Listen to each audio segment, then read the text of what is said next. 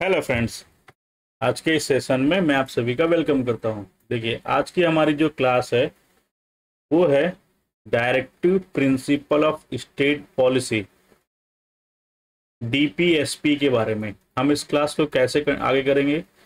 हम सबसे पहले देखेंगे कि डीपीएसपी क्या होता है, हिस्टोरिकल बैकग्राउंड क्या है, कहाँ से लिए गए हैं, कौन कौन से आर्टिकल्स हैं, आर्टिकल्स कहाँ से गांधीयन आइडियोलॉजी के हैं, सोशियो इकोनॉमिक की बात करते हैं, किस तरह से लिए गए हैं, लिबरल इंटेलेक्चुअल प्रिंसिपल के कौन से प्रिंसिपल पे बेस है। मतलब हम देखेंगे, हमारे लेक्चर को प्रोसीड करेंगे तो जैसे यहाँ पे मेंशन है, सबसे पहले हिस्टोरिकल बैकग्राउंड देखेंगे। सबसे पहले हिस्टोरिकल बैकग्राउंड, उसके बाद में हम देखेंगे इसके अंदर कौन से आर्टिकल्स आते हैं। आर्टिकल्स आते हैं तो वो किस प्रिंसिपल पर बेस हैं, कौन से सिद्धांतों पर आधारित हैं। उसके बाद में फिर हम देखेंगे इनसे रिलेटेड केस प्लस कौन से अमेंडमेंट्स किए गए हैं, क्या कुछ नए आर्टिकल्स इसके अंदर ऐड ऑन किए गए हैं, और एट लास्ट हम देखेंगे कि पीवाईक्यूज कौन कौन से हैं, प्रीवियस ईयर में कैसे क्वेश्चंस आए हैं। ठीक है, तो DPSP directive principle of the state policy, या फिर कहें राज्य के नीति निदेशक सिद्धांत। क्या राज्य के नीति निदेशक सिद्धांत।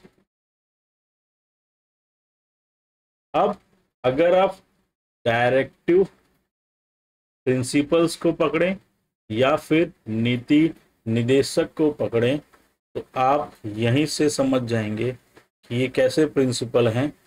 ये गाइडिंग प्रिंसिपल हैं जो किसको गाइड करते हैं, स्टेट को गाइड करते हैं।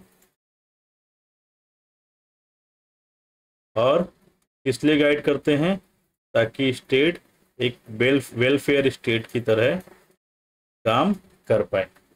तो directive principle of state policy या डीपीएसपीआर गाइडलाइंस, ये क्या है, एक तरह की गाइडलाइंस है, नीति निर्देशक हैं।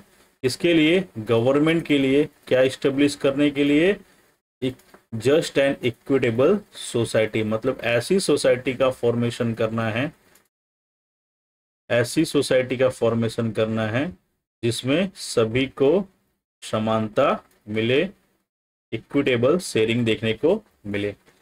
ये कहां पर है, तो पार्ट 4 आर्टिकल 36 से लेके 51 तक। तो इसको भी आप नोट डाउन कर लें। पार्ट कौन सा 4 पार्ट है, पार्ट 4 ऑफ इंडियन कॉन्स्टिट्यूशन। और कहां से, आर्टिकल 36 से लेके 51 तक, या अनुच्छेद 36 से लेके 51 तक, या आर्टिकल 36 से 51 तक इंडियन कॉन्स्टिट्यूशन। और इंस्पायर्ड बाय इरिस कॉन्स्टिट्यूशन से, कहां से लिए गए हैं, इरिस कॉन्स्टिट्यूशन से इंस्पायर हुए हैं। और इरिस कॉन्स्टिट्यूशन की जब हम बात कर रहे हैं तो इरिस कॉन्स्टिट्यूशन ने भी इसे कहां से लिया था, इरिस कॉन्स्टिट्यूशन ने भी इसे स्पेनिश कॉन्स्टिट्यूशन से लिया था। कहां से लिया था, स्पेनिश कॉन्स्टिट्यूशन से लिया था। ठीक है, unlike fundamental rights, DPSPs are non justiciable. Non justiciable का मतलब होता है, डीपीएसपी कैसे हैं, नॉन जस्टिसिएबल हैं। नॉन जस्टिसिएबल का मतलब होता है कि आप इनके इन्फोर्समेंट के लिए कोर्ट नहीं जा सकते। ये सरकार गवर्नमेंट के ऊपर है, स्टेट के ऊपर है कि वो इनके प्रोग्रेस के लिए काम करे, बट इस आप फंडामेंटल राइट्स के जैसे इसके इम्प्लीमेंटेशन के लिए आप किसी के ऊपर किसी को फोर्स नहीं कर सकते हैं। ये इसका मतलब होता है, नॉन जस्टिसिएबल का मीनिंग होता है। Can not be enforce by court, मतलब किसी भी तरह से कोर्ट प्रेशराइज नहीं कर सकता किसको, स्टेट को, कि वो वेलफेयरिज्म के लिए प्रेशराइज नहीं कर सकता इसके ऊपर स्टेट को कि वो इनको इन गाइडिंग प्रिंसिपल का यूज करे ही करे। However they play a crucial role in governance and policy making. भले ही इन्फोर्सेबल नहीं है, जो नॉन जस्टिसेबल है, लेकिन गवर्नमेंट को हेल्प करते हैं इसमें गवर्नमेंट पॉलिसी मेकिंग में। कैसी पॉलिसी मेकिंग में?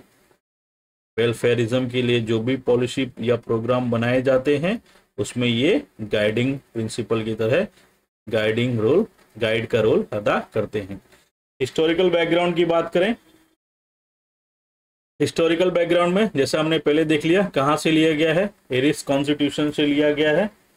इरिस कॉन्स्टिट्यूशन से लिया गया है, और इरिस कॉन्स्टिट्यूशन ने इसे कहां से लिया है? स्पेनिश कॉन्स्टिट्यूशन से लिया है। ठीक है, तो ये चीज आप याद रखिएगा। डीपीएसपी अगर क्वेश्चन बनता है कि डीपीएसपी कहां से इंस्पायर्ड है, तो डीपीएसपी कहां से इंस्पायर्ड है? या तो इरिस ऑप्शन में होना चाहिए, इरिस कॉन्स्टिट्यूशन होना चाहिए, वो आप मार्क करेंगे। और अगर इरिस नहीं है, स्पेनिश कॉन्स्टिट्यूशन है, तो आप उसे भी करेक्ट कर सकते हैं। और अगर दोनों कंडीशन में दिया है, दोनों ही दिया है, तो आप किसके साथ जाएंगे? इरिस के साथ जाएंगे। इरिस कॉन्स्टिट्यूशन है।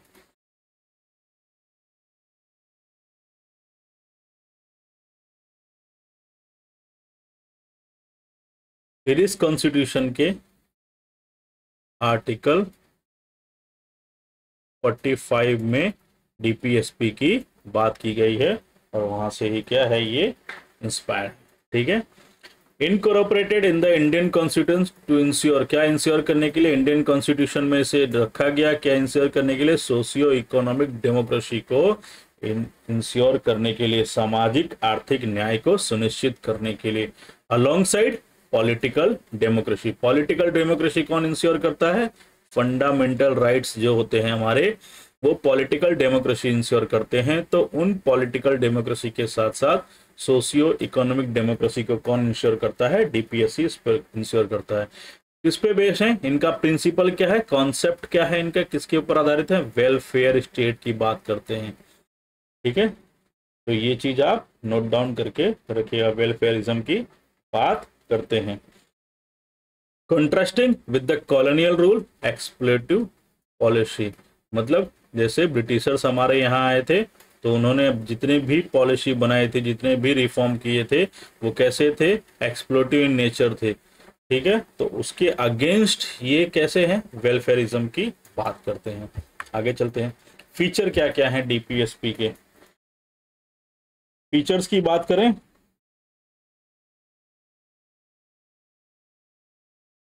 पहला है नॉन जस्टिसेबल है। Court can not enforce them by, अगर कोर्ट चाहे कि मैं लॉ बना के, कोई भी रूल बना के इसको इन्फोर्स कर दूं, तो ऐसा कोर्ट कर नहीं सकती। Fundamental in governance, the government must keep them in mind while making laws. The phrase directive principle of state policy denotes the ideals that the state should keep in mind while formulating policies and enacting law। जब भी क्या हो रहा हो, state law formation कर रहे हो, policies बना रहे हो, पॉलिसीज मेकिंग कर रहे हो, या फिर लॉज को इनेक्ट कर रहे हो, तो उनके माइंड में डीपीएसपी होना चाहिए। डीपीएसपी के सिद्धांत उनके माइंड में, उनकी गाइडिंग प्रिंसिपल उनके माइंड में होना चाहिए।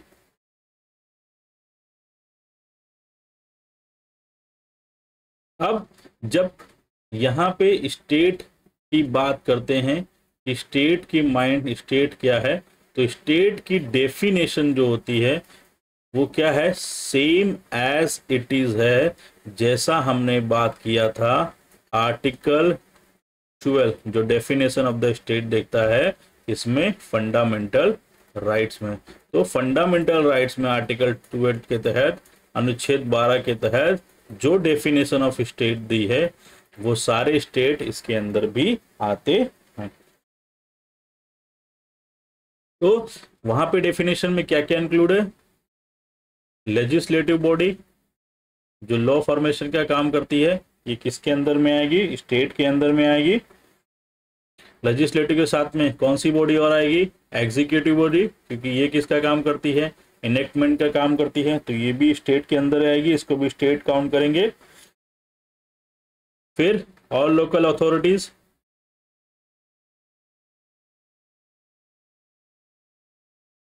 ये भी किसके अंदर में आएंगी, स्टेट की डेफिनेशन के अंदर में आएंगी। और जितने भी पब्लिक अथॉरिटी हैं, all public authorities in the country, जो कंट्री के अंदर जितनी भी पब्लिक अथॉरिटी हैं, ये सारी किसके डेफिनेशन के तहत आएंगी, स्टेट की डेफिनेशन के तहत आएंगी। मतलब जब कभी भी लॉ फॉर्मेशन का काम हो रहा हो, पॉलिसीज बनाने का काम हो रहा हो, उनको इनेक्टमेंट काम कर रहा हो, तो ये जितनी भी बॉडीज हैं ये सब मिलके क्या बनाती हैं, स्टेट बनाती हैं। तो ये डीपीएसपी को as guiding principle, guiding rule क्या करेंगी, यूटिलाइज करेंगी, जिससे सोशियो इकोनॉमिक जस्टिस हो पाए। Dynamic in nature, can be progressively implemented, supplemented fundamental right, aim to create a society where a fundamental rights can be meaningfully exercised। मतलब ऐसे society का निर्माण करना जहां लोग अपने फंडामेंटल राइट, मौलिक अधिकारों का तो यूटिलाइजेशन कर सके, और उन्हें किस आधार पे कर सके, नैतिक सिद्धांतों के बेस पर कर सके। तो डीपीएसपी क्या करता है, सप्लीमेंट है किसको, फंडामेंटल राइट को। Provide socio economic justice, socio economic justice की बात करता है, रिड्यूस करता है इनइक्वालिटी को और प्रमोट सोशल वेलफेयर। जैसा हमारे आर्टिकल 14 किसकी बात करता है, राइट टू इक्वालिटी की बात करता है। राइट टू इक्वालिटी मतलब लो के सामने क्या है, इक्वल है। तो उसी इक्वालिटी के बेस को, उसी इक्वालिटी को सप्लीमेंट करने का काम कौन करता है, डीपीएसपी करता है। तो इसका एक फीचर है प्रोवाइड सोशियो इकोनॉमिक जस्टिस। क्या करना है, इनइक्वालिटीज जितनी भी समाज में उसको रिड्यूस करना है और सोशल वेलफेयर को प्रमोट करना है। अब चलते हैं आर्टिकल्स देख लेते हैं।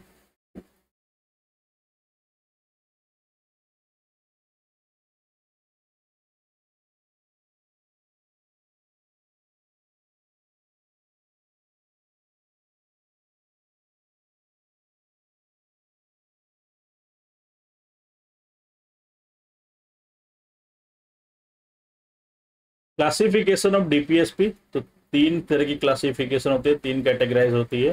पहले कैटेगरीज होती है सोशल प्रिंसिपल के ऊपर, सोशलिस्ट प्रिंसिपल के ऊपर, समाजवादी सिद्धांत के ऊपर। मतलब हम इसमें समाज की बात करेंगे,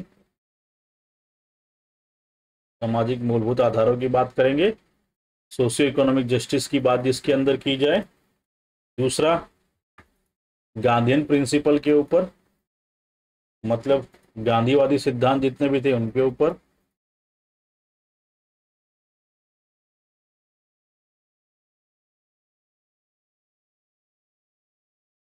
inspire by Mahatma Gandhi ideals इसके।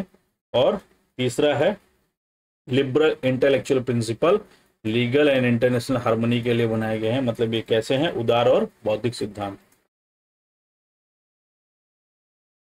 उदार और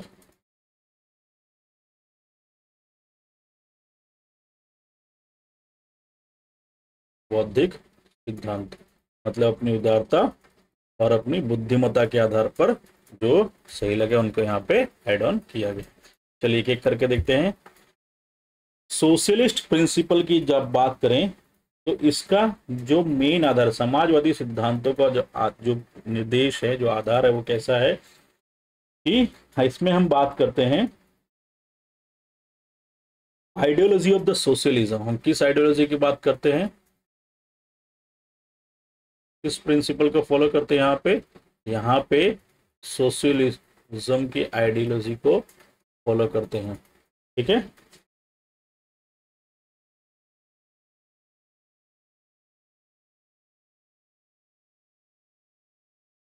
इनका मेन जो एम है वो क्या है, इनका जो मेन एम है वो ये है कि सोशल इकोनॉमिक जस्टिस प्रोवाइड किया जाए और उसके साथ साथ में एक पाथ प्रोवाइड किया जाए, एक पाथ बनाया जाए जिसके ऊपर चलकर वेलफेयर स्टेट को एस्टेब्लिश किया जा सके। ठीक है, ये इनका सिद्धांत है।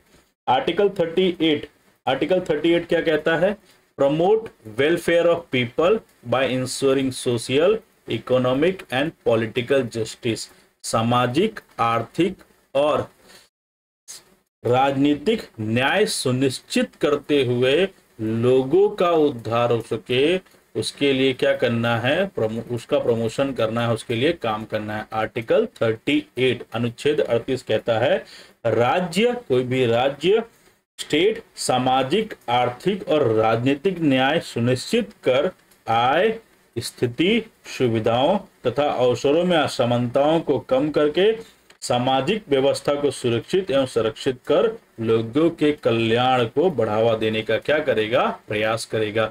स्टेट की ड्यूटी है कि स्टेट लोगों के वेलफेयरिज्म के लिए वेलफेयरिज्म को प्रमोट करे, और वो कैसे प्रमोट करेगा, उनको सोशली, सामाजिक तौर पर, आर्थिक तौर पर और राजनीतिक तौर पर न्याय मिले, इसका आधार रखेगा।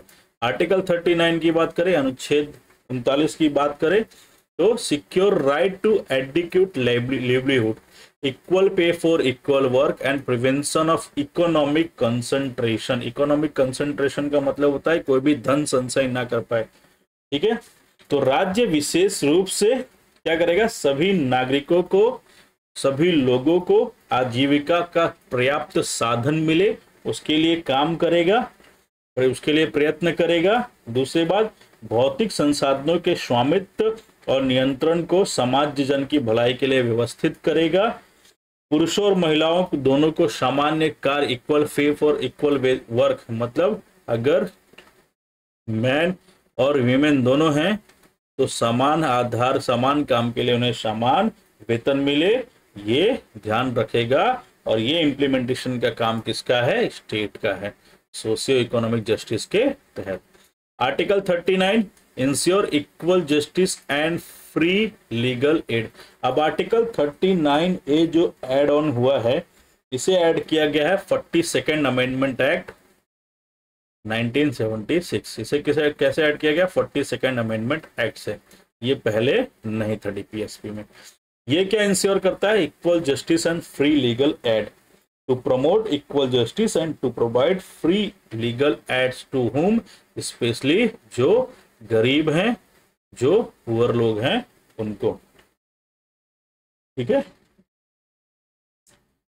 फिर आर्टिकल 41 अनुच्छेद 41 right to work, education and public assistant in case of unemployment, old age and sickness. अगर कोई वृद्ध है, कोई बुजुर्ग है, किसी को किसी भी तरह की विकलांगता या बीमारी है, कोई बेरोजगार है, तो इन तीनों के ही कंडीशन में उसे अच्छी शिक्षा मिले, उन्हें काम मिले और उनको सार्वजनिक सहायता प्राप्त हो, ये सुनिश्चित करने का काम आर्टिकल 41 के तहत किसका है, स्टेट का है।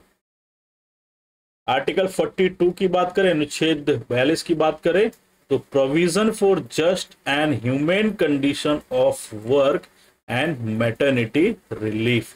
Maternity relief for home, for women, और फादर के लिए आता है पैटर्निटी रिलीफ, ठीक है।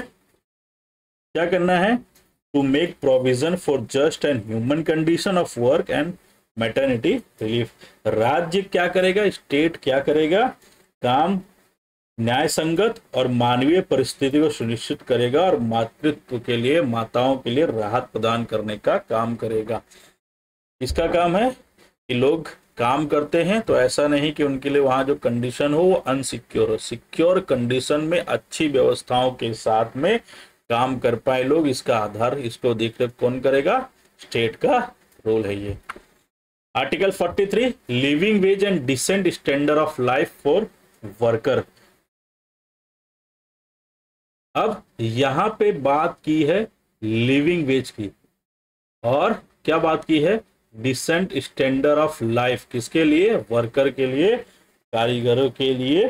क्या करना है, जितने भी कामगार हैं उनका निर्वाह योग्य मजदूरी और एक उचित जीवन स्तर पर हो पाए, इसके लिए स्टेट क्या करेगा, प्रयास करेगा। अब जब हम लिविंग वेज की बात करते हैं इसकी बात करते हैं,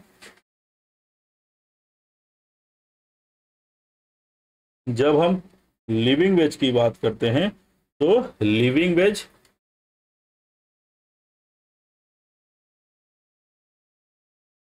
और एक होता है मिनिमम वेज।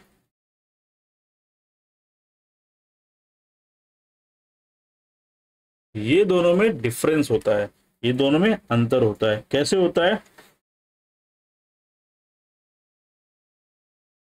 लिविंग वेज का मतलब होता है, जैसे हम पहले मिनिमम वेज की बात करें, मिनिमम वेज का मतलब होता है आपको इतनी मजदूरी मिले कि आपको अच्छा भोजन मिल पाए, आप अपना आवास बना पाए, अच्छा आवास मिल पाए आपको, और आप अपने लिए क्लोथ कपड़ों की व्यवस्था कर पाए, तो आपको मिनिमम वेज का आधार, आपको मिनिमम वेज मिल रहा है। लेकिन आर्टिकल 43 के तहत लिविंग वेज की बात की है, और इस लिविंग वेज के साथ आपको क्या मिले? डिसेंट स्टैंडर्ड ऑफ लाइफ मिले, मतलब एक उचित जीवन स्तर मिले, तो उसके लिए लिविंग वेज की बात की। तो इसका मतलब लिविंग वेज का जो कॉन्सेप्ट है वो मिनिमम वेज से क्या है? बड़ा है। मिनिमम वेज में सिर्फ फूड, शेल्टर, रोटी, कपड़ा और मकान की बात की जाती है। इसका आधार आपको मिल जाए, इतना मिल जाए कि आप इन तीनों की व्यवस्था कर सकें, तो दैट मीन्स आपको मिनिमम वेज जो होता है वो मिल रहा है। लेकिन लिविंग वेज की जब बात करते हैं तो लिविंग वेज में और एडिशन हो जाता है क्या, कि रोटी, कपड़ा और मकान के साथ में, मतलब फूड, शेल्टर, आवास और क्लोथिंग, ये तो आपको मिले ही मिले, बट इसके साथ में इन एडिशन टू दिस आपको और क्या मिलना चाहिए? आपको अच्छा एजुकेशन मिलना चाहिए। अगर आपकी हेल्थ डिटेरियोरेट हो रही है तो आपको अच्छा हेल्थ, आपका हेल्थ अच्छा रहे, इसका भी ध्यान रखना चाहिए। और अगर आपको कभी कोई तकलीफ होती है तो आप खुद की आपको क्या मिलना चाहिए? इंश्योरेंस मिलना चाहिए। ये सब किसके अंदर आता है? ये सब आता है लिविंग वेज के अंदर। तो जैसे आप देख रहे हैं गवर्नमेंट पॉलिसी मेकिंग कर रही है, जो गवर्नमेंट एजुकेशन पर, हेल्थ पर और इंश्योरेंस पर ध्यान रखती है, तो ये इसके अंदर आता है। आर्टिकल 43 है वर्कर पार्टिसिपेशन इन मैनेजमेंट। क्या बात करता है? राज्य उद्योगों में श्रमिकों की भागीदारी हो, जितने भी काम हो रहे हैं उसमें जो उद्योग हैं, और उसमें भी स्पेशली मैनेजमेंट लेवल पर वर्कर पार्टिसिपेशन रहे, इसका ध्यान देना भी किसका काम है? स्टेट का काम है। किसका रोल है? ये भी स्टेट का रोल है। और इसे भी कौन से अमेंडमेंट से ऐड किया गया था? ये भी ऐड हुआ था 42nd अमेंडमेंट एक्ट, तो ये भी याद रखिएगा। Article 47 duty of state to improve public health and nutrition. अब ये आर्टिकल 47 अनुच्छेद 47 आपको यहाँ पे गांधीयन आइडियोलॉजी में भी देखने को मिलेगा। अनुच्छेद 47 यहाँ पे लिविंग वेज की बात कर रहे हैं। आर्टिकल 43 यही सेम आर्टिकल 43 आपको गांधीयन आइडियोलॉजी में भी देखने को मिलेगा।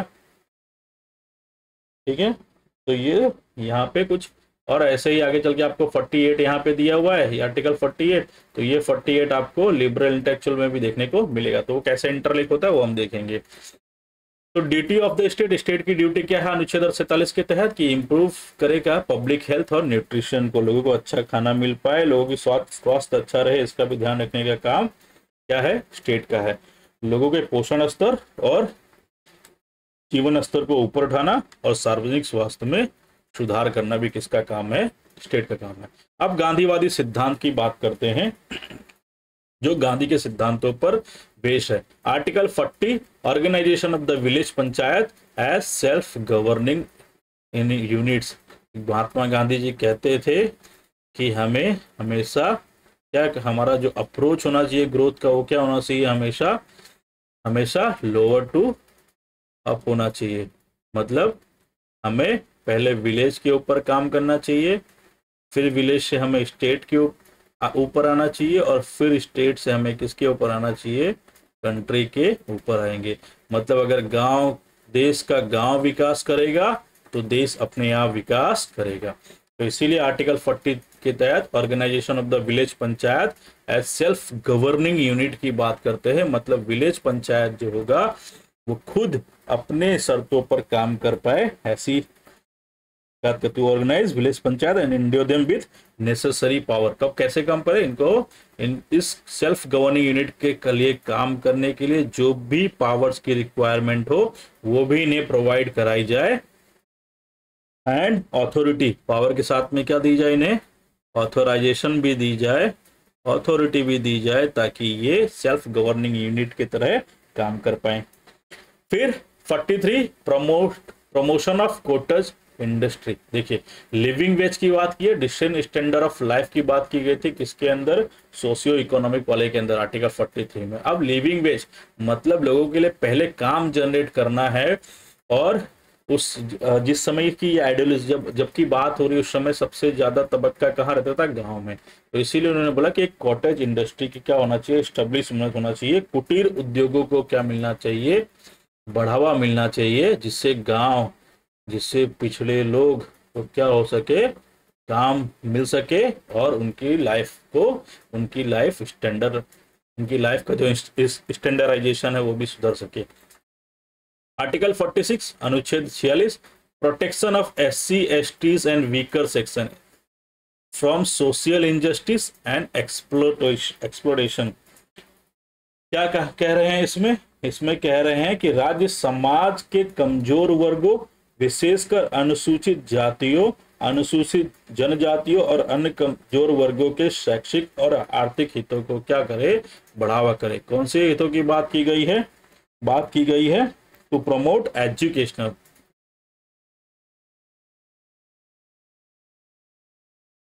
एजुकेशनल एंड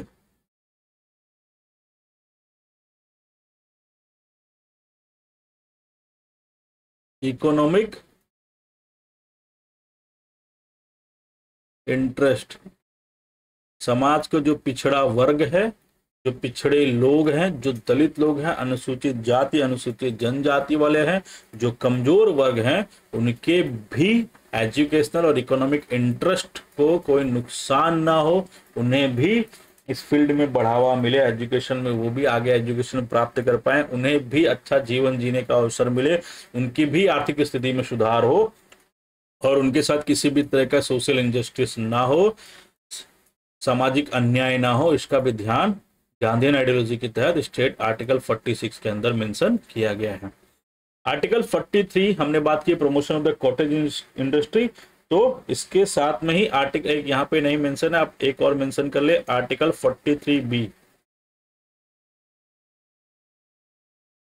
आर्टिकल 43B किसकी बात करती है, to promote voluntary formation, autonomous functioning, democratic control, professional management of cooperative society. ये कोऑपरेटिव सोसाइटी बनाने की बात करती है।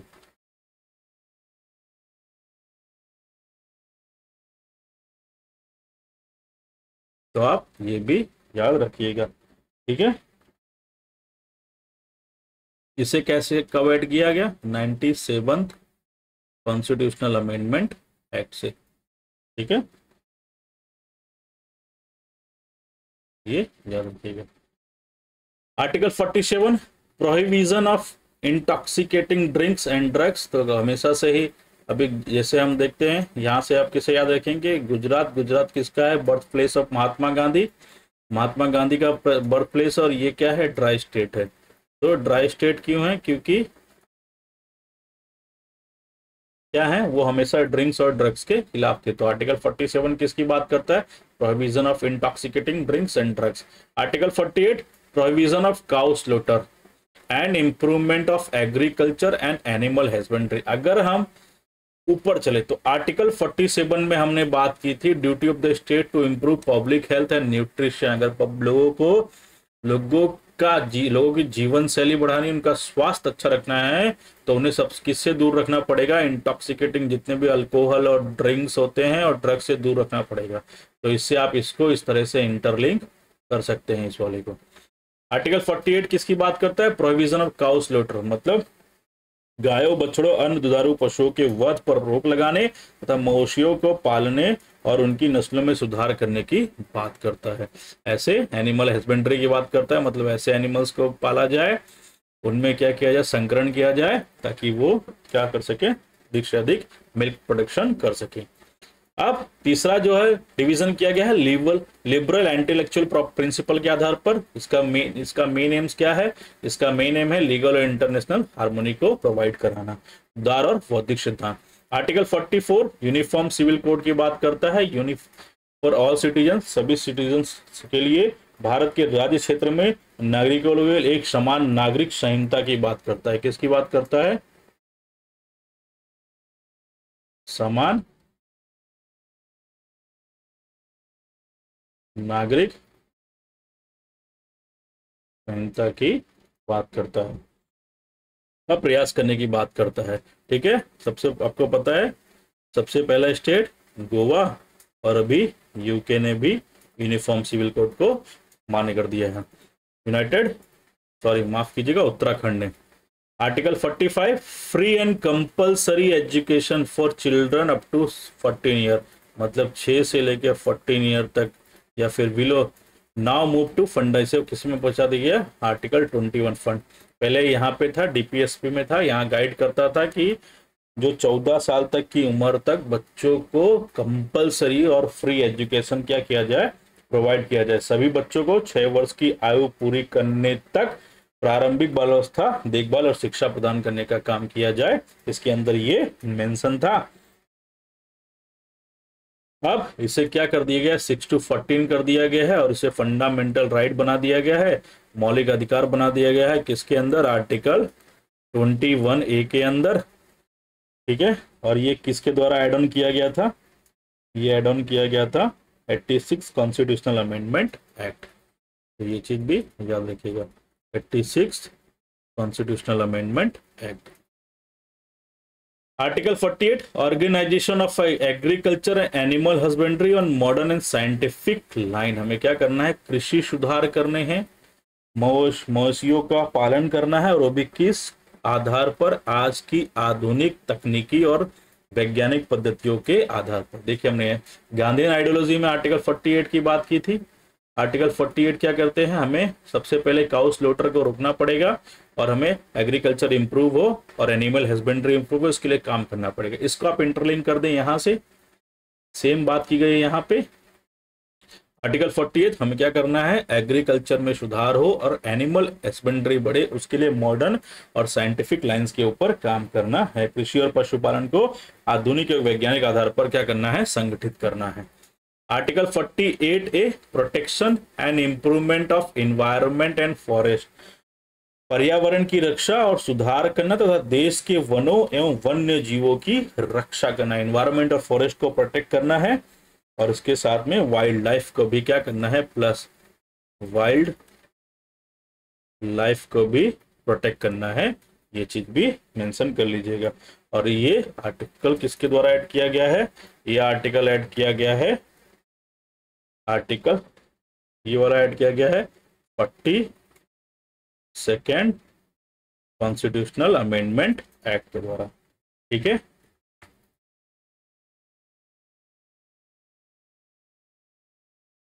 तो आर्टिकल 48 किसकी बात करता है? Protection and improvement of environmental और फॉरेस्ट, और साथ में क्या करना? कंजर्व करना है, वाइल्ड लाइफ को भी कंजर्व करना है। ये किसके द्वारा ऐड किया गया? 42nd amendment act. याद रखिएगा, कॉन्स्टिट्यूशनल अमेंडमेंट क्या 48A ऐड किया गया है। आर्टिकल 49 अनुच्छेद 49 protection of monument and culture, जितने भी हमारे मॉन्यूमेंट्स हैं और कल्चरल हेरिटेज हैं, जिनकी हिस्टोरिकल इंपॉर्टेंस है, उन्हें क्या करना है? प्रोटेक्ट करना है। To protect monuments, places and object of artistic और हिस्टोरिक इंटरेस्ट, ऐसे वाले जिनकी कोई आर्टिस्टिक और हिस्टोरिक इंपॉर्टेंस हो, उन्हें हमें क्या करना है? प्रोटेक्ट करने का काम करना है। तो हमने आर्टिकल 49 देखा, क्या है? Protection of monuments and cultural heritage, ऐसे जिनकी कोई आर्टिस्टिक्स या हिस्टोरिकल इंपॉर्टेंस हो, ऐसे सभी जगहों मॉन्यूमेंट्स और कल्चरल हेरिटेज की हमें क्या करना है? रक्षण करना है, हमें वो रक्षा हो सके उसके बारे में ध्यान देना। राज्य की कलात्मक या ऐतिहासिक महत्व के प्रत्येक स्मारक या स्थान की रक्षा करना है। ये तो कल्चरल और हेरिटेज मॉन्यूमेंट्स जितने हैं ये तो हमारे फंडामेंटल ड्यूटीज के अंदर भी आते हैं, इनका प्रोटेक्शन करने का काम उसके अंदर भी है ये आर्टिकल। अब ये देखिए, ये दोनों जो आर्टिकल हैं, आर्टिकल 50, अनुच्छेद 50 और अनुच्छेद 51, ये आपको एग्जाम में बार बार देखने को मिलते हैं, कई बार रिपीटेशन होने को देखने को मिलता है। आप मॉक टेस्ट दे रहे होंगे, आप एग्जाम देते होंगे तो उसमें देखने को मिलता है। आर्टिकल 50 बात करता है सेपरेशन ऑफ जुडिशरी। याद रखिए, जुडिशरी फ्रॉम एग्जीक्यूटिव। कई बार आपको कंफ्यूज करने के लिए लिखा जाएगा लेजिस्लेटिव फ्रॉम एग्जीक्यूटिव, और आप कंफ्यूज होंगे अगर आपने सही से नहीं पढ़ा है तो आप ये मेंशन करके आ जाएंगे। या फिर लिखा होगा जुडिशरी फ्रॉम फ्रॉम लेजिस्लेटिव, ऐसा भी लिखा होगा, पर आपको उस समय याद रखना कि ये दोनों ही पॉइंट नहीं है। पॉइंट क्या है? Judiciary from executive to ensure judicial independence. क्यों जुडिशरी को एग्जीक्यूटिव से? क्योंकि एग्जीक्यूटिव का मेन फोकस होता है इनेक्टमेंट ऑफ द लॉ। क्या करने का फोकस होता है? इनेक्टमेंट ऑफ लॉ, लॉ को इनेक्ट करना। और जुडिशरी का काम होता है कि वो लॉ जिसका भी इनेक्टमेंट हुआ है वो प्रॉपर है कि नहीं है। तो इन दोनों के बीच में जब भी कोई विवाद होता है, कोई प्रॉब्लम होती है, तो एग्जीक्यूटिव हमेशा एक नया लॉ लेके आते हैं लेजिस्लेटिव बॉडी के साथ मिलके, और जुडिशरी को हमेशा सप्रेस करने का ट्राई करते हैं। तो जुडिशरी इंडिपेंडेंस है, इसलिए एग्जीक्यूटिव और जुडिशरी दोनों को सेपरेट रखा गया है, दोनों को अलग अलग रखा गया है। राज्य की लोक सेवा में न्यायपालिका को कार्यपालिका से अलग करने के लिए कदम उठाए गए हैं। न्यायपालिका, जुडिशरी मतलब न्यायपालिका और एग्जीक्यूटिव मतलब कार्यपालिका, तो ये दोनों हमेशा अलग रहे, ऐसे प्रावधान उठाए गए हैं। Article 50 promotion of international peace and security की बात करता है। किसकी बात करता है?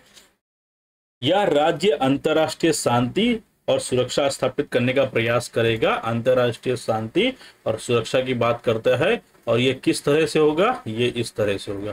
देखिए यहाँ पे 3 पॉइंट हमें याद रखना है। पहले तो प्रमोशन करना है हमें किसका? इंटरनेशनल पीस और एंड हमें सिक्योरिटी बनाए रखना है, मेंटेन करना है। और हमें क्या करना है? राज्यों के साथ न्यायपूर्ण सम्मानजनक संबंध बनाए रखने के लिए प्रयास करना है। मतलब हमें क्या करना है? जस्ट एंड ऑनरेबल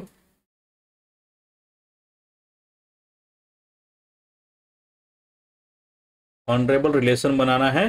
किसके साथ में? अलग अलग नेशंस के साथ में, बिटवीन नेशंस के बीच। ठीक है। दूसरा हमें क्या करना है? हमें करना है अंतरराष्ट्रीय कानून और संधि दायित्वों के लिए सम्मान को बढ़ावा देना। हमें क्या करना है? Foster respect for international law, foster respect for international laws. जितने भी अंतरराष्ट्रीय कानून हैं और जितने भी ट्रिटी हैं, लॉज एंड ट्रिटीज, जितने भी अंतरराष्ट्रीय कानून हैं और अंतरराष्ट्रीय ट्रिटी हैं, उनको सम्मान देना हमारा काम है। और दूसरा, जब भी कोई इंटरनेशनल डिस्प्यूट अराइज हो तो उसे क्या करना है? आर्बिट्रेशन के द्वारा सेटलमेंट करना है। तो सेटलमेंट टू क्या? आर्बिट्रेशन। आर्बिट्रेशन का मतलब होता है मध्यस्थता। इसमें सेटलमेंट करना है ये कोई भी इंटरनेशनल डिस्प्यूट में।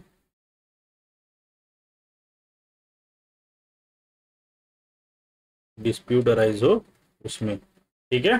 तो मध्यस्थता द्वारा अंतरराष्ट्रीय विवादों के निपटारे को क्या करना है? प्रोत्साहित करना है। ये तो हो गया, हमने देख लिया कि गांधीयन आइडियोलॉजी पे है, सोशियो इकोनॉमिक जस्टिस की बात करते हैं, इंटेलेक्चुअल और लीगल प्रिंसिपल के बेस पर 3 कैटेगरी में आर्टिकल 36 से लेके आर्टिकल 51 तक क्या किया गया है? डीपीएसपी को मेंशन किया गया है। किसके अंदर? पार्ट 4 ऑफ इंडियन कॉन्स्टिट्यूशन में। कहां से इंस्पायर है? irish कॉन्स्टिट्यूशन से इंस्पायर है, और irish कॉन्स्टिट्यूशन कहाँ से इंस्पायर है? स्पेनिश कॉन्स्टिट्यूशन से इंस्पायर है। ठीक है, अब रिलेशन देख लेते हैं, relation between DPSP and fundamental right. देखिए फंडामेंटल राइट की बात करते हैं, जब भी हम मौलिक अधिकारों की बात करते हैं तो ये कैसे होते हैं? जस्टिसिएबल हैं, मतलब इनके इन्फोर्समेंट के लिए आप कहाँ जा सकते हैं? इनके इन्फोर्समेंट के लिए आप कोर्ट में जा सकते हैं, enforce bye the court. Directive principle on the other hand क्या है? ये नॉन जस्टिसिएबल है। नॉन जस्टिसिएबल का मतलब आप इनके इन्फोर्समेंट के लिए कोर्ट नहीं जा सकते, ये लीगली बाइंडिंग नहीं है। दूसरा, फंडामेंटल क्या लिखा है यहाँ पे? Negative in nature, restrict state action. देखिए हमने देखा था जब फंडामेंटल राइट को हमने पढ़ा था तो हमने वहां पे देखा था कि फंडामेंटल राइट को इंट्रोड्यूस ही किया गया है ताकि किसी भी स्टेट के आर्बिट्री एक्शन को क्या किया जा सके? आर्बिट्री एक्शन को क्या किया जा सके? रिस्ट्रिक्ट किया जा सके। क्या किया जा सके? रिस्ट्रिक्ट किया जा सके। तो कई बार ऐसा होता है कि स्टेट कुछ काम करना चाहती है जिससे कुछ अच्छा हो, वेल्थ कुछ, लेकिन उसे क्या फंडामेंटल राइट के तहत रोक दिया जाता है। और फंडामेंटल राइट हमें जितने भी प्रोवाइड करे गए हैं उसमें भी आप देखते होंगे जब हम आर्टिकल 19 की बात करते हैं तो आर्टिकल 19 के अंदर जो 6 राइट हमें प्रोवाइड किए गए हैं उनको भी रीजनल रिस्ट्रिक्शन लगाए गए हैं कि अगर कंट्री की हार्मोनी, पब्लिक डिस्ट्रप्शन की बात हो तो उसे भी रेस्ट्रिक्ट किया जा सके। तो इस तरह से ये क्या है? नेगेटिव इन नेचर है। जबकि डायरेक्टिव प्रिंसिपल क्या है? पॉजिटिव इन नेचर है। Positive in nature in what manner? कि ये स्टेट को गाइड करते हैं, स्टेट को हमेशा पॉजिटिव अफर्मेशन प्रोवाइड करते हैं ताकि स्टेट क्या कर पाए? सोशल वेलफेयरिज्म की बात कर पाए, हमेशा सोशल वेलफेयर रहे, सोशलिज्म की बात कर पाए, हमेशा लोगों के उद्धार के लिए, लोगों के लिए सामाजिक स्थिति, समाज, एक पूरा समाज सुधरे, किसी इंडिविजुअल की बात नहीं कर रहा है, पूरे समाज की बात कर रहा है, सुधरे, उसके लिए काम करे। फंडामेंटल की बात करें, ये क्या करता है? फंडामेंटल राइट पॉलिटिकल डेमोक्रेसी को स्टेब्लिश करता है, वहीं डायरेक्टिव प्रिंसिपल क्या करते हैं? सोशियो इकोनॉमिक डेमोक्रेसी को स्टेब्लिश करते हैं। ये क्या होते हैं? इंडिविजुअल सेंट्रिक के होते हैं। इंडिविजुअल सेंट्रिक आप देखते होंगे आपके जो मौलिक अधिकार हैं वो आपके खुद के हैं, पूरे समाज की बात नहीं कर रहे वहां पे। एक एक पर्सन को, एक एक मौलिक पर्सन को, पर पर्सन के पास हर मौलिक अधिकार है, तो ये इंडिविजुअल सेंट्रिक है। जबकि यहां जब भी वेलफेयरिज्म की बात होगी, जब भी सोशलिज्म की बात होगी तो हम किसी एक के सामाजिक उद्धार की बात नहीं करेंगे, हम किसकी बात करेंगे? पूरे समाज की बात करेंगे। जैसे अभी हमने देखा ऊपर आर्टिकल, उसमें मेंशन है कि एससीज, एसटीज, वीकर सेक्शन, तो यहां हम इंडिविजुअल की बात नहीं कर रहे, हम किसकी बात कर रहे हैं? पूरे समाज को एक तरह से देख रहे हैं। तो ये कुछ रिलेशन है। डिस्पाइट देयर डिफरेंसेस, कुछ डिफरेंसेस हमने जैसे अभी ऊपर देखे, बहुत कॉम्प्लीमेंट ईच अदर, ये क्या है? एक दूसरे के सप्लीमेंट है। इंश्योरिंग जस्ट सोसाइटी, मतलब ये क्या करते हैं? सोसाइटी अच्छे से सौहार्दपूर्ण ढंग से एक दूसरे से तालमेल बिठा के यूनिटी एंड इंटीग्रिटी के साथ रहे, यही हमारा क्या है? उद्देश्य है। The 42nd Amendment 1976 gave primacy to DPSP over fundamental right in some cases, और केसेस कौन से हैं वो भी हम देखेंगे। अमेंडमेंट एंड इम्प्लीमेंट की बात करते हैं, देख लेते हैं कौन कौन से अमेंडमेंट हुए और क्या क्या एड ऑन किया गया है। देखिए 42nd अमेंडमेंट एक्ट के तहत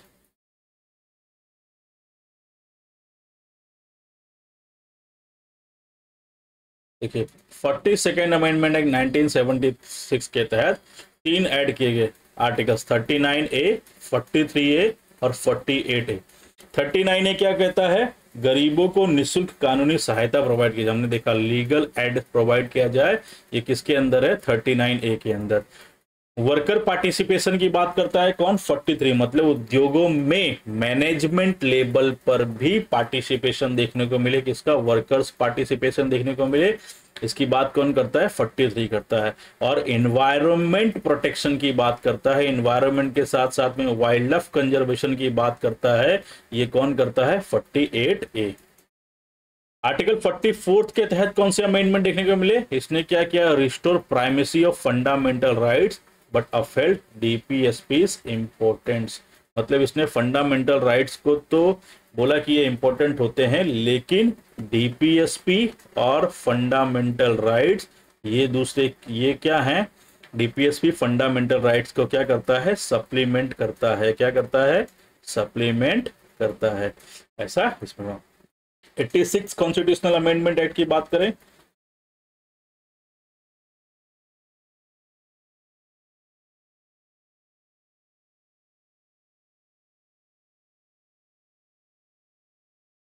और ये क्या है थोड़ा देख लेते हैं। 44th में, 44th में इसमें क्या हुआ था?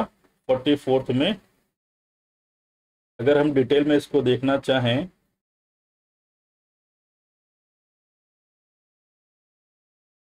तो 44th अमेंडमेंट जो हुआ था, इसने सेक्शन 2 इंसर्ट किया था आर्टिकल 32 में।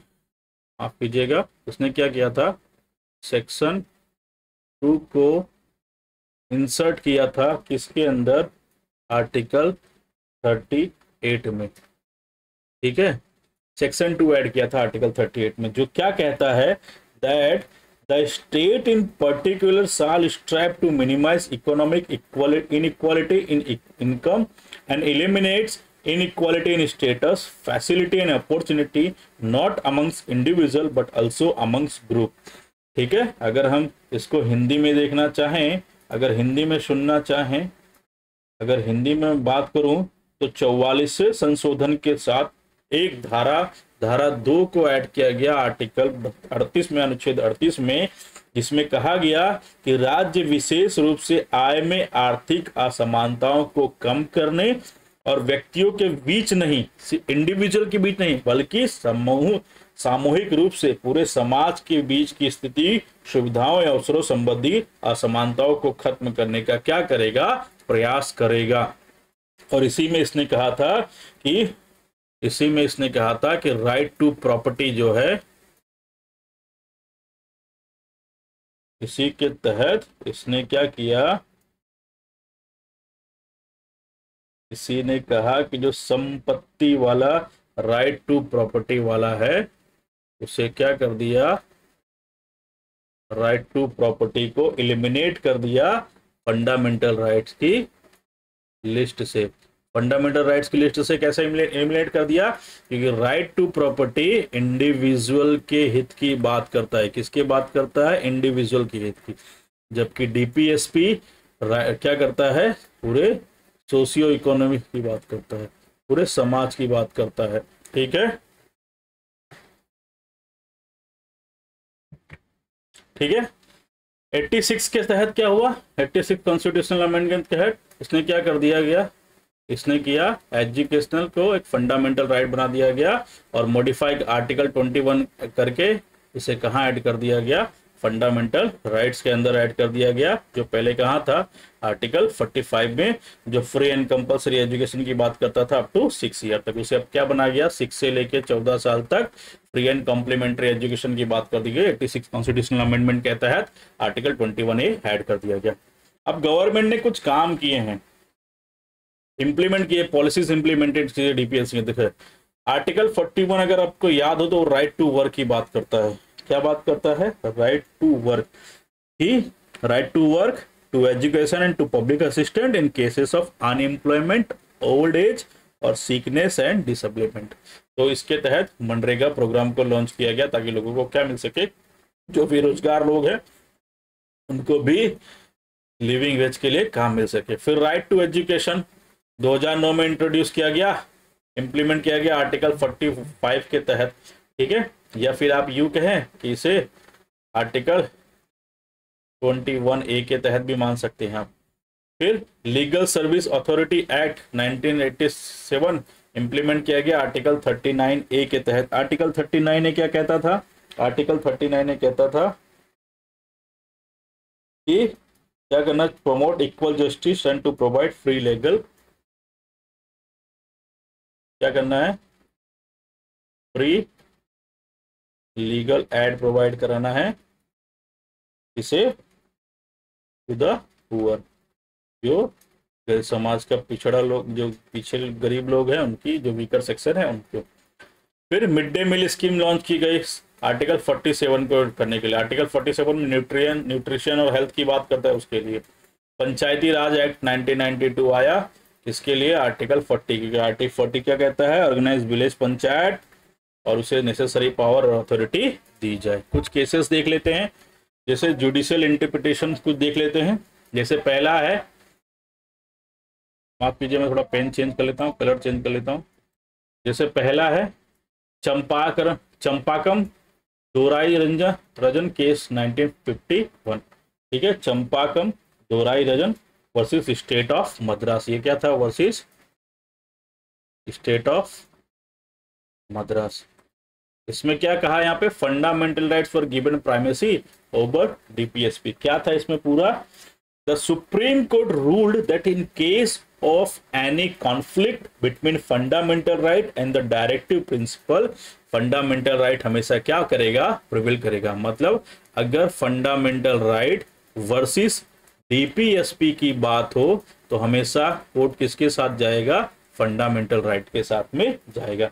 It declared that directive principle have to conform to and run as subsidiary of the fundamental right। उसने कहा कि डायरेक्टिव प्रिंसिपल क्या है? सब्सिडरी है, सप्लीमेंट है किसका? फंडामेंटल राइट का।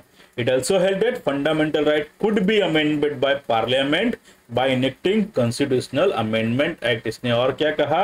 इसने कहा कि फंडामेंटल राइट्स को अमेंड किया जा सकता है, अमेंड किया जा सकता है, बदला जा सकता है। किसके द्वारा?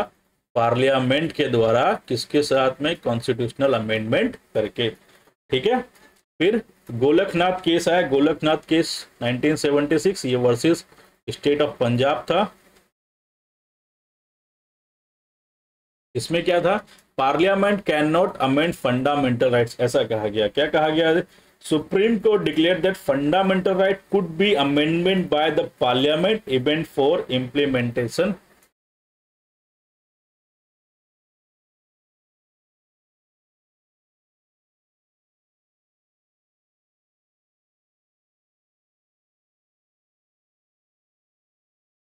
ठीक है, पार्लियामेंट कैंट, यहां पे ये हटा दीजिए। Parliament can amend fundamental rights. The supreme court declare fundamental right could not be amended by the parliament.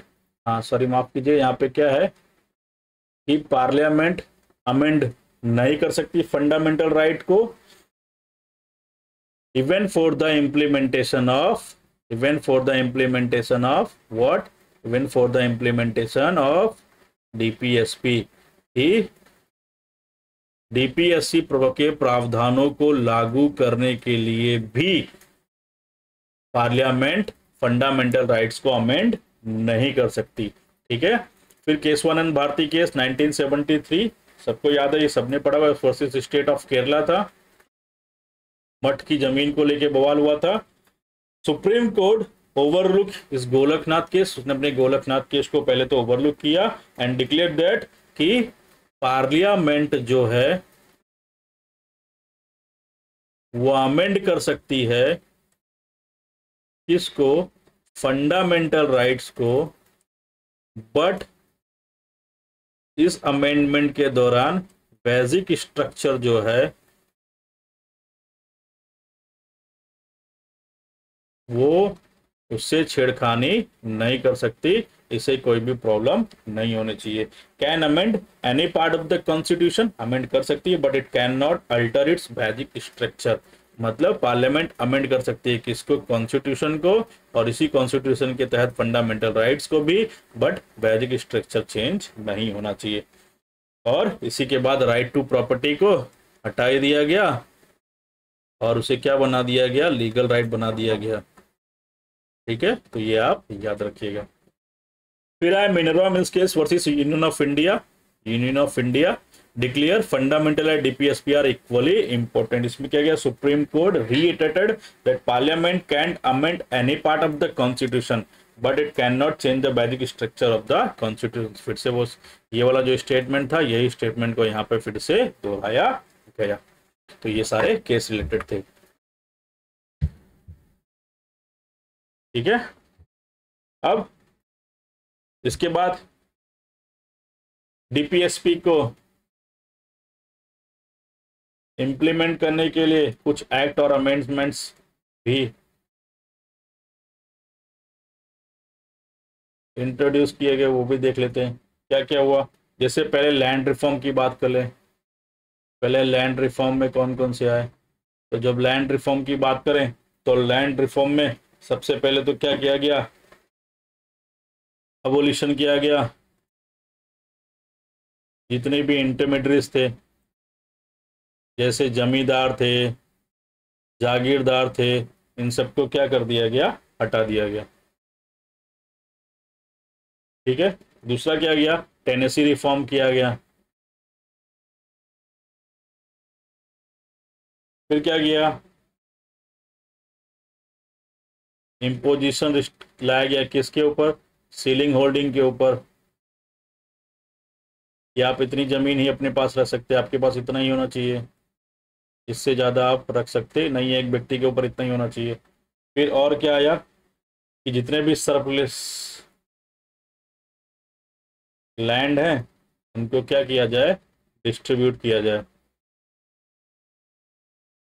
और इसमें ही फिर और किसकी बात की गई, इसमें ही बात की गई कोऑपरेटिव फार्मिंग की भी।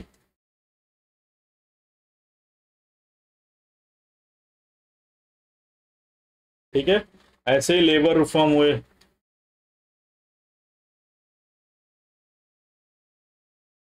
लेबर रिफॉर्म्स में क्या क्या ऐड किया गया, तो लेबर रिफॉर्म्स में सबसे पहले आया minimum wage act, minimum wages act 1948 को इंट्रोड्यूस किया गया। फिर इसके साथ में कोड ऑन वेजेस आया 2020। फिर और क्या इंट्रोड्यूस हुआ इसके अंदर, और हुआ contract labour regulation, contract labour regulation and abolition act, कौन सा, 1970।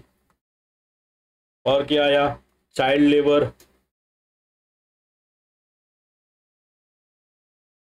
Prohibition and regulation act 1986। तो ऐसे कुछ रिफॉर्म किए गए। Bonded labour system abolition act आया था, mines and minerals development act आया था, मैटरनिटी बेनिफिट, हाँ ये भी लिख लीजिए, एक आया था मैटरनिटी बेनिफिट एक्ट 1961। ठीक है, फिर पंचायती राज इंस्टीट्यूशन को इंट्रोड्यूस किया गया, पंचायती राज को इंट्रोड्यूस किया गया। और इसको इंट्रोड्यूस करने के क्या किया गया, 73rd and 74th amendment act आए, तो ये भी आप याद रखिएगा। तो ऐसे बहुत सारे एक्ट, बहुत सारे लैंड रिफॉर्म्स हुए। चलिए, ये तो हमारा क्लास टिप यहाँ। अब हम देखते हैं चैलेंजेस क्या हैं।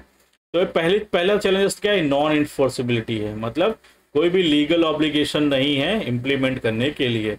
रिसोर्स कंस्ट्रक्ट से क्या, इकोनॉमिक लिमिटेशन है, इसलिए स्लो प्रोग्रेस देखने को मिलता है। इकोनॉमिक लिमिटेशन मतलब आपके पास आप ये क्या है, उस मतलब मौलिक अधिकारों जैसा नहीं है, कोई वो नहीं है कि गवर्नमेंट को स्टेट को इसके लिए काम करना ही करना है। तो फंड अवेलेबल नहीं होते, फंड अवेलेबल नहीं तो मतलब इकोनॉमिक लिमिटेशन आ जाती है, जिसकी वजह से प्रोग्रेस भी देखने को मिलती नहीं है। Conflict with fundamental rights, land reform versus right to property. अब कॉन्फ्लिक्ट ऑलवेज फंडामेंटल राइट था, पहले आपको पता है, राइट टू प्रॉपर्टी, इसे केशवानंद भारती केस में हटा दिया गया, लीगल राइट्स बना दिया गया। क्या बना दिया गया, इसे लीगल राइट्स में बना दिया गया। तो जो फंडामेंटल राइट्स था तो हमेशा क्या रहता था, कॉन्फ्लिक्ट में, कि right to property individual right हो जाता अगर फंडामेंटल राइट्स के अंदर है, क्योंकि हम इंडिविजुअलिज्म की बात करते हैं। अगर ये एफआर होता, फंडामेंटल राइट होता, तो ये इंडिविजुअल का अधिकार होता कि वो प्रॉपर्टी को एक्वायर कर सकता है, जितनी भी चाहे प्रॉपर्टी एक्वायर कर सकता है। तो उस केस में हम लैंड रिफॉर्म नहीं कर सकते थे। हम टेनेसी एक्ट, जमींदारी उन्मूलन कानून, ऐसे कुछ कानून वो लागू नहीं कर सकते थे जिससे समाज के उस तबके को भी जमीन मिल पाए जिसके पास नहीं है। तो हमेशा कॉन्फ्लिक्ट होता था। पॉलिटिकल विल, कभी भी implementation depend on the government power होती है। गवर्नमेंट चाहे उसकी विल के ऊपर होता है तो इम्प्लीमेंटेशन देखने को मिलता था, नहीं तो नहीं, और बहुत कम ही देखा गवर्नमेंट ऐसा चाहती थी। कंक्लूजन क्या निकला? DPSP play crucial role in shaping India socio economic landscape, although not enforceable they act as guiding principle. Enforceable नहीं है फिर भी ये गाइडिंग प्रिंसिपल की तरह काम करते हैं। इसके लिए गवर्नेंस में many welfare scheme and policies derive inspiration from DPSP making the fundamental to Indian state. और आप मुझे बताएंगे कि ऐसी कौन कौन सी प्रोग्राम्स हैं, गवर्नमेंट इनिशिएटिव हैं जो कहीं ना कहीं डीपीएसपी से क्या करते हैं, इंटरलिंक करते हैं। ठीक है, अब हम पीवाईक्यूज देखते हैं। एग्जाम ओरिएंटेड समरी हमें क्या देखना है? डेफिनेशन। पहला डेफिनेशन क्या? ये नॉन जस्टिसेबल गाइडलाइंस है फॉर द गवर्नमेंट्स, पार्ट 4 में है, आर्टिकल 36 से 51 तक। ओरिजिन क्या है? इरिस कॉन्स्टिट्यूशन से हमने लिया है। क्लासिफिकेशन क्या है? सोशलिस्ट क्लासिफिकेशन में क्या है? गांधीयन आइडियोलॉजी पे क्लासिफिकेशन किया, लिबरल इंटेलेक्चुअल प्रॉपर्टी पे, इस तरह से 3 टायर में हमने इसका क्लासिफिकेशन किया है। की अमेंडमेंट कौन से? 42nd अमेंडमेंट से कुछ आर्टिकल ऐड किए गए हैं, 44th से कुछ हुआ है और 86 के भी कुछ हुआ है, याद रखिएगा। लैंडमार्क केसेस की बात करें, चंपाकम दोराइजन केस 1951, केसवानंद भारती केस और मिनरवा मिल्स केस हमने देख लिया। चैलेंजेस क्या है? नॉन इन्फोर्सेबिलिटी है, रिसोर्स कंस्ट्रेंट्स है और पॉलिटिकल विल के ऊपर डिपेंड करता है। आगे चलिए अब कुछ पीवाईक्यूज देख लेते हैं जो एग्जाम में आए हुए हैं इस टॉपिक से रिलेटेड, थोड़ा फटाफट करेंगे। यूपीएससी 2023 में आया हुआ है, क्या पूछा है? Which of the following statement regarding DPSP, क्या है, कौन सा following statement regarding DPSP of state policy is correct? सबसे पहली चीज आपको हाईलाइट यही करना होता है कि करेक्ट पूछा है कि इनकरेक्ट पूछा नहीं। कई बार आप एग्जाम के स्ट्रेस में, एग्जाम प्रेशर में करेक्ट पूछा होता है, इनकरेक्ट टिक करके आते हैं, इनकरेक्ट पूछा होता है, करेक्ट टिक करके आते हैं। तो क्या है? करेक्ट पूछा है। They are enforceable by the court of law, नहीं, इन्फोर्सिबल तो नहीं है, इन इन्फोर्सिबल है। They aim to establish political democracy, political democracy की बात कौन करता है? फंडामेंटल राइट्स बात करता है, डीपीएसपी नहीं, क्योंकि डीपीएसपी सोशियो इकोनॉमिक डेमोक्रेसी की बात करता है। They seek to promote welfare of the people, welfare of the people की बात करते हैं, हाँ करता है। They are part of the fundamental rights, they are part of the fundamental right, नहीं, ये तो खुद में अलग ही पार्ट है, पार्ट 4 में आते हैं, पूरा अलग ही पार्ट है, तो फंडामेंटल राइट्स के पार्ट नहीं है। चलिए अपना आंसर देखते हैं। आंसर सी, हमारा सी सही है। They seek to promote the welfare of the people. Explanation क्या है? DPSP are non justiciable, establish social economic justice, political democracy की बात नहीं करते, पॉलिटिकल इकोनॉमिक डेमोक्रेसी की बात करता है, फंडामेंटल राइट, जबकि डीपीएसपी किसकी बात करते हैं? सोशियो इकोनॉमिक जस्टिस की बात करते हैं, वेलफेयर ऑफ द पीपल की बात करते हैं। सेकेंड क्वेश्चन 2020 में आया यूपीएससी प्रीलिम्स में, which of the following directive principle was added by 42nd constitutional amendment act 1976, 42वें कानून संशोधन से कौन सा डीपीएससी एक्ट पे गया? Equal pay for equal work for man and women, क्या ये ऐड किया गया था? Separation of judiciary from executive कौन बात करता है? आर्टिकल 50 बात करता है। Free legal aid to poor कौन बात करता है? 39A बात करता है। Promotion of international peace and harmony की बात कौन करता है? Article 51A। Equal pay for equal work कौन बात करता है? 41। क्या ये सब हैं? इसमें से कौन सा सही होगा? तो 39A को ऐड किया गया था किसके द्वारा? 42nd amendment act.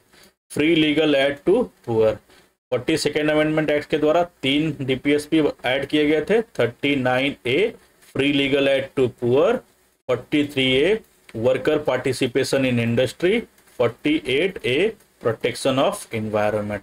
Equal pay for equal justice, माफ कीजिएगा, article 39 equal pay for equal justice की बात करता है। सेपरेशन ऑफ पावर जुडिशरी की बात करता है article, separation of judiciary from executive not legislative, याद रखिएगा, ठीक है। चलिए अगला देखते हैं। एसएससी सीजीएल 2019 में पूछा गया क्वेश्चन है, which of the following DPSP direct the state to secure uniform civil code. जब भी यूनिफॉर्म सिविल कोड क्या, आंख बंद करके मारिए, क्या, आर्टिकल 41, आर्टिकल 44, सॉरी माफ कीजिएगा, article 44 explain. Article 44 aims to establish a uniform civil code across India to promote national integration and equality. This provision is often debated in the context of personal law of different religion, क्योंकि हिंदू के लिए अलग होते हैं, मुस्लिम के लिए अलग होते हैं, अलग अलग समुदाय का अलग अलग लॉ है, लेकिन यूनिफॉर्म सिविल कोड लागू हो जाएगा तो सबके लिए इक्वल हो जाएगा। फिर ऐसा नहीं होगा कि हिंदू पर्सनल बोर्ड अलग काम करेगा, मुस्लिम पर्सनल बोर्ड अलग काम करेगा, इसलिए वो हमेशा डिबेट का क्वेश्चन होता है। कहाँ कहाँ पे, सबसे पहला तो गोवा में था, और किसने लागू कर दिया गया है, उत्तराखंड ने भी इसे लागू कर दिया गया है, तो याद रखिएगा। क्वेश्चन 4 एमपीपीएससी प्रीलिम्स 2018 में पूछा गया है, क्या विच of the following is a Gandhian directive principle. Gandhi के आदर्शों पर, तो गांधी जी हमेशा क्या कहते थे, देश का गांव अगर सुनहरा है तो देश भी सुनहरा हो जाएगा। मतलब हमें शुरुआत कहाँ से करनी है, गांव से। तो organisation of the village panchayat क्या हो जाएगा, इसका आंसर हो जाएगा, क्या है answer A, organisation of the village panchayat. Gandhian DPSP inspired by Mahatma Gandhi's vision of self sufficient villages and social justice. Article 40 direct the state to organise village panchayat for decentralise governance, और इनको क्या किया जाए, पावर और अथॉरिटीज प्रोवाइड किए जाएं ताकि ये क्या हो जाए, सेल्फ सफिशिएंट यूनिट के तरह, सेल्फ सेंट्रिक यूनिट की तरह काम कर पाए। ठीक है, ये भी याद रखिएगा। क्वेश्चन 5 यूपीएससी में 2017 में पूछा गया है, क्या है, which of the following statement is correct regarding the relationship between, relationship की बात कर रहा है किसके अंदर, फंडामेंटल राइट्स एंड डीपीएसपी। तो हमने पढ़ा है सप्लीमेंट होते हैं, कॉम्प्लीमेंट्री हैं, DPSP always override fundamental rights, नहीं, ओवरराइड तो कर ही नहीं सकता, क्योंकि चंपाकम दोराइजन केस में ही कहा गया है कि फंडामेंटल राइट प्रिवेल करेगा, डीपीएसपी नहीं। अगर फंडामेंटल राइट और डीपीएसपी के बीच में कभी भी बवाल होगा तो हमेशा कौन प्रिवेल करेगा, fundamental right. Fundamental rights always override ये है, लेकिन ये कोई रिलेशन नहीं है, रिलेशन पूछा यहाँ पे। DPSP and fundamental rights are complementary and should be balanced, तो ये ऑप्शन नंबर सी हमारा सही जवाब है। क्या है हमारा सवाल, C, DPSP and fundamental rights are complementary and should be balance. Initially fundamental rights had primacy over DPSP, कहाँ पे देखा हमने, चंपाकम दोराइजन केसेस में, लेकिन केस 1 एंड भारती केस 1973 आया, एंड मिनरल मींस केस में 1980 में उसने क्या कहा, fundamental right and DPSP must भी क्या होने चाहिए, हार्मोनाइज होने चाहिए, एक दूसरे के संगत में काम करने चाहिए। क्वेश्चन 5 इसको थोड़ा इरेज कर दें,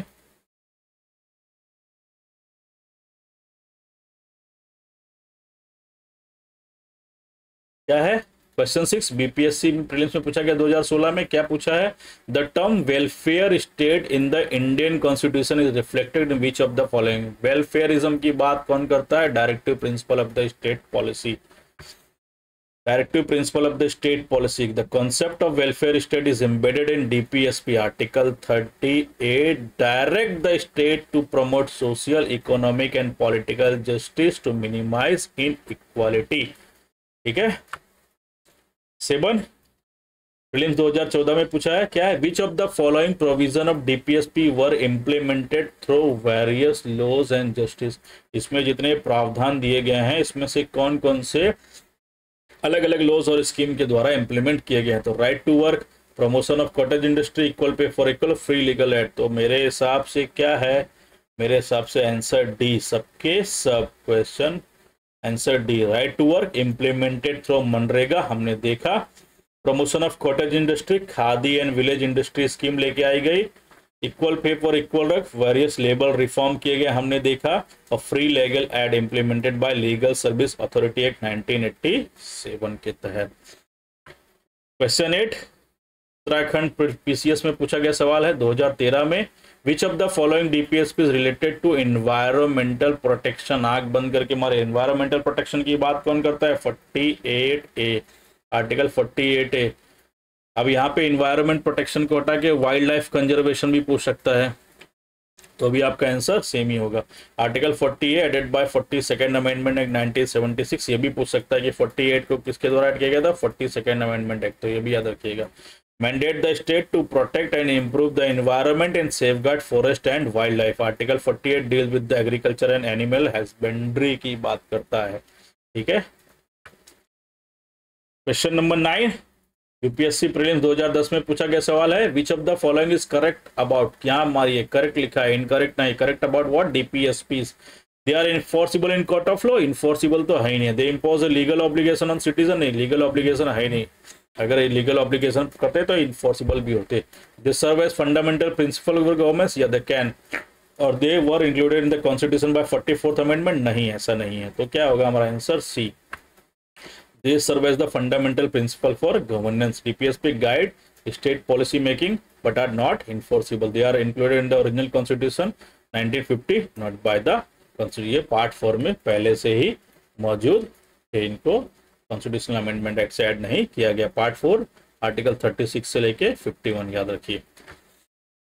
यूपीएससी सीएससी प्रीलिम्स 2000 देखिए 2010 में भी यही क्वेश्चन आया और 2022 में भी यही क्वेश्चन को रिपीट किया गया। बोलते क्वेश्चन रिपीट नहीं होता, यहाँ रिपीट हो रहे। देखिए which of the following statement true regarding directive principle of the state, सिर्फ क्वेश्चन की वाक्य शैली को बदला गया, क्वेश्चन वही है। They are enforceable by the court, नहीं। They are fundamental the governance, yes. They are mention in the part 3 of the constitution, नहीं पार्ट 4 है। They are added by 42nd amendment, add करने की जरूरत नहीं थी, पहले से ही मौजूद थे। तो क्या हो गया आंसर बी, देख लीजिए वही का वही है। तो they are fundamental governance, DPSP are part 4 article 36 से 51 तक। They are non justiciable but guiding principle government policies को, और 42nd अमेंडमेंट एक्ट से ये ऐड नहीं किए गए थे। हाँ कुछ डीपीएसपी ऐड किए गए थे, जैसे 39A 39A को ऐड किया गया था। और किसको याद किया आप मुझे बताएं, ये भी अभी हमने ये क्लास खत्म की है। 43A को ऐड किया गया था और 48A को ऐड किया गया था, ठीक है। 39A free legal add, 43A किसकी बात करता है, पार्टिसिपेशन ऑफ वर्कर की बात करता है, और 48 क्या करता है, प्रोटेक्शन ऑफ एनवायरनमेंट की बात करता है। तो ये याद रखिएगा, ठीक है।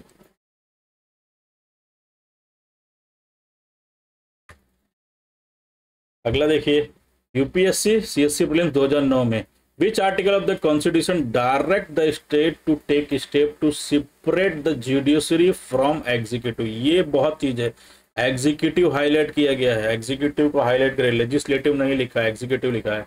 Article 50, article 50 ensure judicial independence by separating it from executive control. SSC CGL 2018 में पूछा गया सवाल है, क्या है, which of the following directive principle is aim at promoting international peace and security. कौन बात करता है, आर्टिकल 51।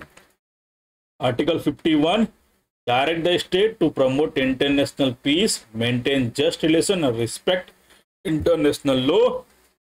और किसकी बात करता है, कोई भी सेटलमेंट, कोई भी डिस्प्यूट आए तो सेटलमेंट किससे करना है, आर्बिट्रेशन मध्यस्थता से सेटलमेंट भी करना है। अगला क्या है, तो कर दो,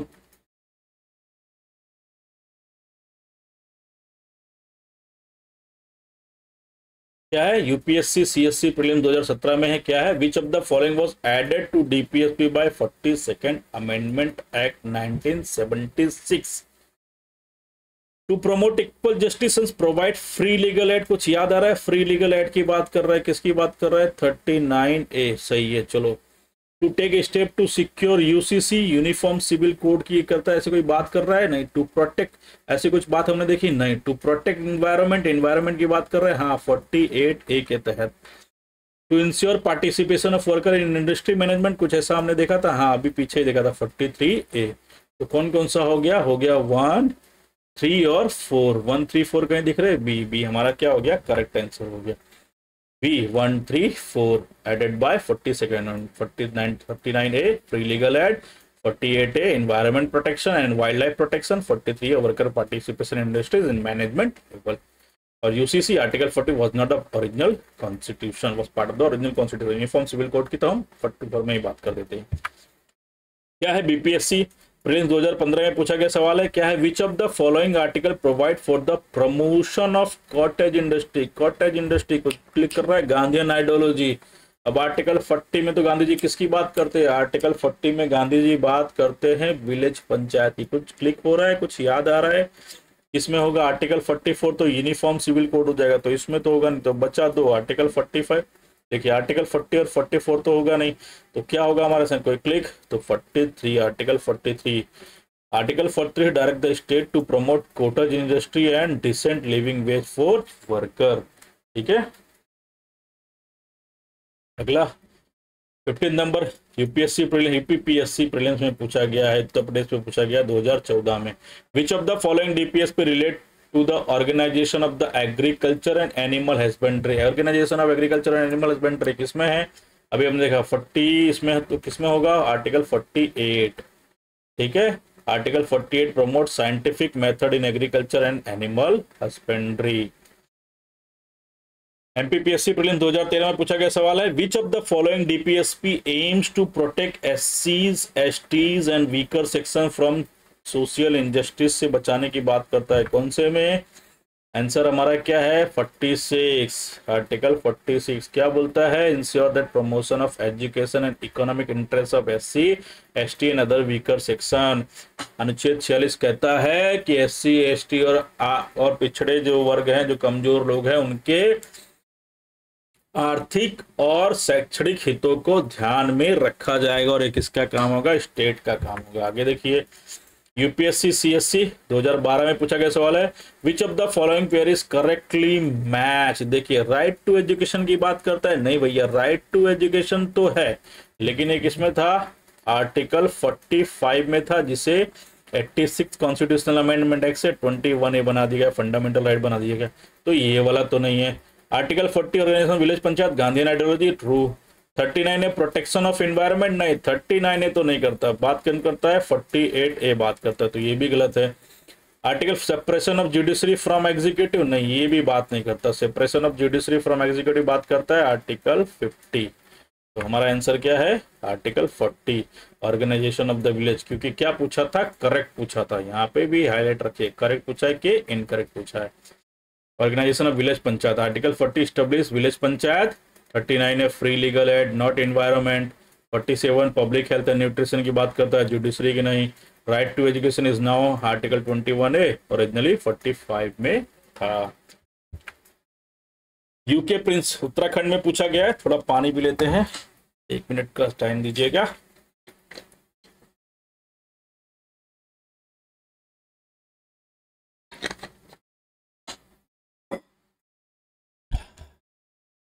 एटीन नंबर का क्वेश्चन है, उत्तराखंड पीसीएस में पूछा गया, 2010 में आया हुआ क्वेश्चन है।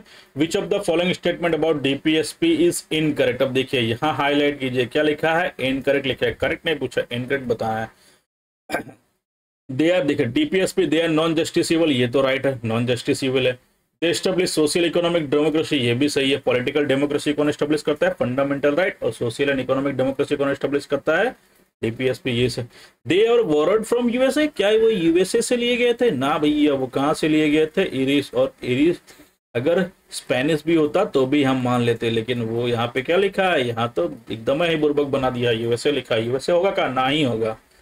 The aim to create a welfare state, हाँ भैया ये तो सही है, तो गलत का हो गया सी वाला, तो हमारा ऑप्शन क्या हो जाएगा C. They were borrowed from the USA, गलत है, DPSP were inspired by the Irish constitution not the USA.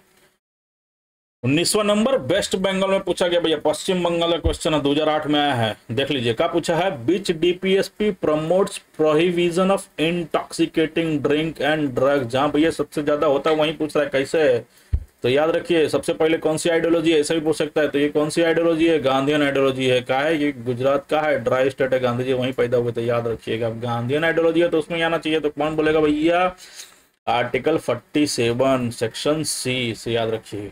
Article 47 direct the state to prohibit intoxicating drinks and drugs to improve public health. 20 number UPSC, फिर से UPSC में आया हुआ 2007 में, क्या पूछा है, which one of the following is not a part, ये हाईलाइट कीजिए, not a part of DPSP.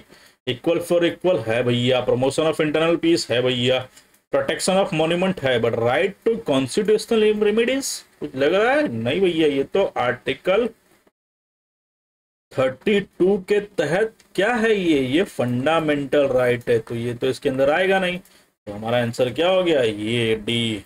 क्या है, D, right to constitutional remedies. Right to constitutional remedies article 30 is a fundamental right, not a DPSP. ये देखिए आया, उड़ता हुआ आया है, क्या है, यूपीएससी 2005 में पूछा गया question, which DPSP was implemented through the right to education act 2009। कौन सा है, एजुकेशन की बात कौन करता है, आर्टिकल 45, जिसको अब क्या बना दिया गया, आर्टिकल 21 के तहत फंडामेंटल राइट बना दिया गया है।